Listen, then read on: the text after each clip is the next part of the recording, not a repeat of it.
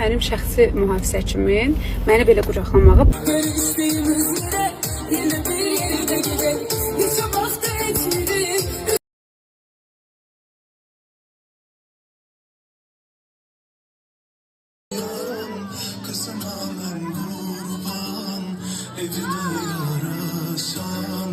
Bize hoş geldin.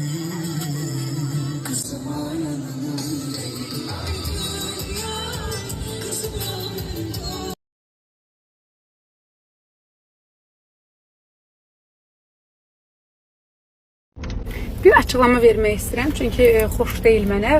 Bütün hər yerdə onunla bağlı yazılar görürəm. Dünən Gəncə konsertimdə mənim şəxsi mühafizəçimin məni belə qucaqlamağı bayağı bir söz-söhbət halına çevrilib. Öncəliklə deyim bilin, 15 yaşımdan o bizim ailəmizin şəxsi mühafizəçisidir və uzun zamandır ki, birlikdə işləyirik. Yəni mənim 15 yaşımdan. Orada məni belə qucaqlamağın səbəbi odur ki, ilk öncə mən əməliyyat olmuşam.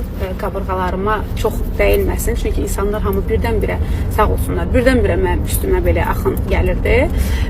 Mənə çox belə incidirilməyim deyə elə tuturdu. Və ikincisi də ən böyük əsas səbəb o idi ki, bu səhnə idi, burada millət var idi və mənim bir addımım var idi ki, bir addım qabağa getsəydim, səhnədən aşağı düşəcəkdim.